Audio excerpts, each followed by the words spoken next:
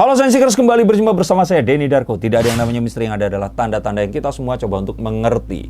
Ini ada yang lebih mengerikan daripada COVID-19. Kalau COVID-19 kemarin anggap saja memusnahkan, eradicated banyak sekali orang, manusia. Ini kayak kalau Thanos dulu snap seperti ini, ya walaupun nggak setengah, tapi ini sepersekian banyak orang meninggal di saat bersamaan. Nah, saya bilang 5G ini lebih sadis. Kalau cuma meninggal ya meninggal, tapi ini akan menyengsarakan banyak orang. Saya bilang betul sekali, teknologi 5G ini akan menyengsarakan banyak orang lebih daripada COVID-19. Ini bukan clickbait. Kalau kalian mendengarkan semua yang saya lihat ini tadi, saya yakin kalian pasti akan setuju. Nah, kita langsung akan lihat. Karena apa? Karena kalian tahu nggak sih, kalau buat orang yang dulu saya pernah tinggal di Bandung, terus kemudian tinggal di Jakarta, saya rasakan banget perubahan Puncak. Puncak dulu itu benar-benar tempat yang itu kayak kota yang luar biasa banget, dengan semua restoran dan banyak hotel dan sebagainya, yang mana selama 10 tahun ke belakang Puncak ini terus kemudian menjadi mati.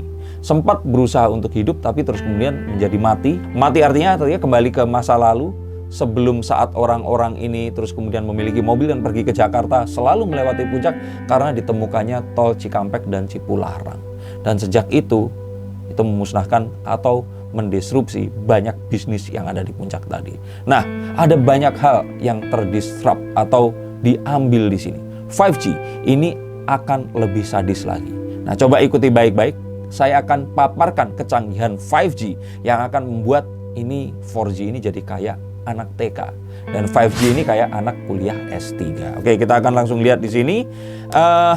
Yang pertama saya lihat di sini, sesuatu yang paling jelas adalah perpindahan data yang lebih cepat. Jadi kalau saya catat di sini, 4G itu 1/100-nya 5G. Oh sebentar, nggak dapat ya. 5G itu 100 kali lipat lebih cepat dibandingkan 4G. Can you imagine? Jadi kalau seandainya kalian ini download konten atau video, kalau dulu waktu zaman 3G, inget ya, 3G itu butuh waktu kira-kira seharian untuk download zaman WinM, inget ya. Nah, itu kalau 4G butuh 6 menit, misalkan videonya 1 giga itu butuh 6 menit. Nah, kalau ini cuma butuh 10 detik dari sejak tombol download di kebayang nggak? Cepet banget, pakai banget lagi. Dan ini sesuatu yang luar biasa, dan ini bukan akan terjadi, ini sudah terjadi 3 hari yang lalu dimulai di Jakarta. Dan kalau kita lihat di sini, ada sesuatu yang unik. Saat sebuah data ini dikirimkan, sejak kita klik saat terjadi sesuatu, itu nggak akan langsung real time. Ada namanya latency atau keterlambatan penerimaan sinyal. Nah, seandainya kalau kita 1 tambah 1 sama dengan klik 2, itu duanya itu nggak mungkin immediately.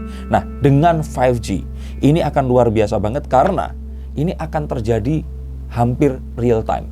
Dan kalau berapa milisekonnya silahkan kalian cari tahu, tapi yang paling jelas di sini, ini bisnis-bisnis yang menggunakan server itu akan luar biasa cepat. Gaming jangan diomongin, bisnis finansial ini akan terdisrupsi, dan perdagangan yang kalau dulu itu orang ngawasin naik turunnya indeks saham itu dengan waktu tertentu, sekarang akan lebih cepat.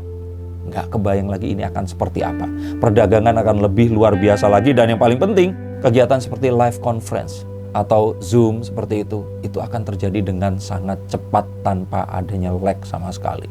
Oke, kalau itu tidak cukup impresi, dan kebayang ya, kalau dulu aja wartel itu tutup dengan adanya ini, telepon rumah itu hilang, laptop itu hampir nggak ada gara-gara sekarang semua orang menggunakan ponsel mereka untuk melakukan almost everything. Nah, kebayang nggak kalau nanti ternyata ada yang namanya automated vehicles. Semuanya sudah teratur, kitanya tinggal santai, tidak ada kekhawatiran. The Ten of Pentacles menunjukkan kalau udah kita benar-benar pasrahkan semuanya kepada mesin.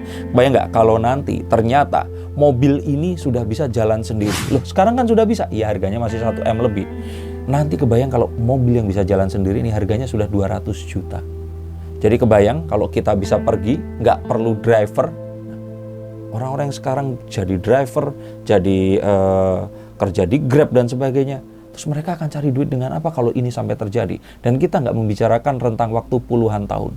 Ini rentang waktu under 10 years. Dan ini sedang terjadi saat ini. Kita akan lihat lagi bahwa artificial intelligence itu akan bisa memutuskan sendiri apa yang akan mereka mau.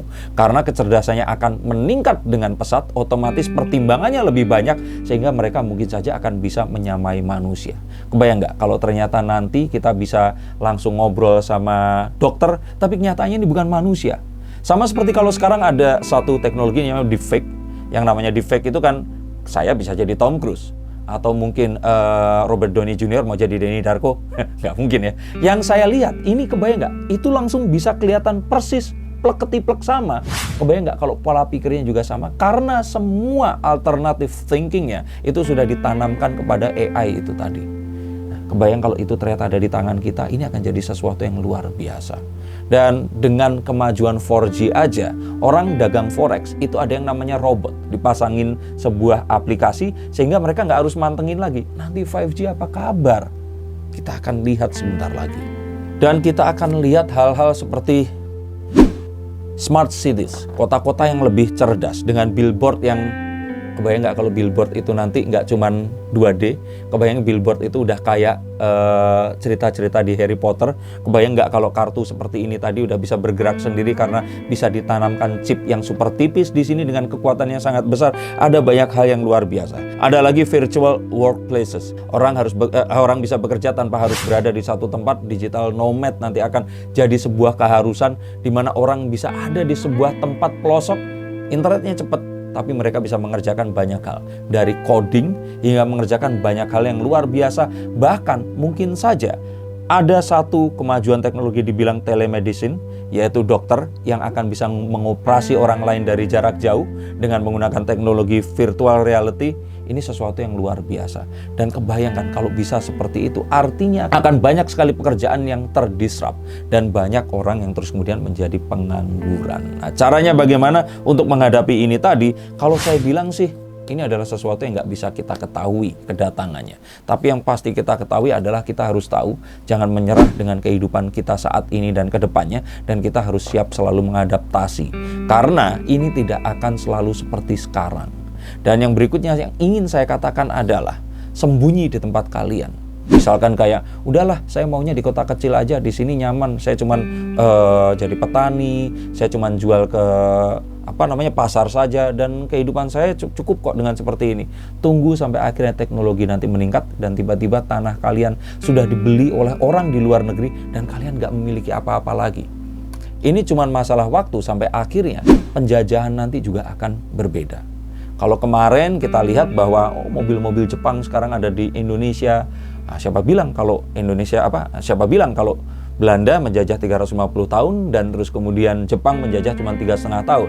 Kalian salah. Yang menjajah Indonesia adalah VOC, dan kemudian menjajah Indonesia saat ini adalah Suzuki, Toyota, Nissan, dan Honda dan sebagainya. Jadi kalau saya pikir bentuk ekspansi sebuah negara ke negara lain ini akan juga meningkat dengan pesat dengan cara yang tidak terbayangkan sebelumnya. Sehingga banyak hal ini tadi, satu-satunya cara untuk menghadapi ini semua adalah kita harus memiliki sertifikasi. Apapun yang kita lakukan ini harus sesuatu yang tidak akan bisa digantikan, dan satu-satunya cara untuk bisa survive adalah mengadaptasi teknologi ini secepat mungkin. Sehingga saran dari saya, segeralah mungkin kalau bisa ganti handphone, langsung dipelajari 5G ini apa, kedepannya akan seperti apa. Dan kalau ternyata dengar 5G ini bisa menyebabkan kanker otak dan sebagainya, coba dipelajari dengan baik-baik betul atau tidak. Karena kalau yang saya pikir 5G ini adalah sebuah keharusan, sebuah keniscayaan yang tidak akan bisa kita hindari, dan eventually kita akan hidup di dalamnya. Nah, sekarang sudah lumayan takut kan? Sama takutnya dengan COVID-19, karena ini lebih sadis lagi. Ini akan mengambil semua yang kita miliki jika kita tidak beradaptasi. Terima kasih sudah menonton konten yang sedikit berbeda ini. Semoga ini menginspirasi. Sampai jumpa di konten berikutnya dan salam.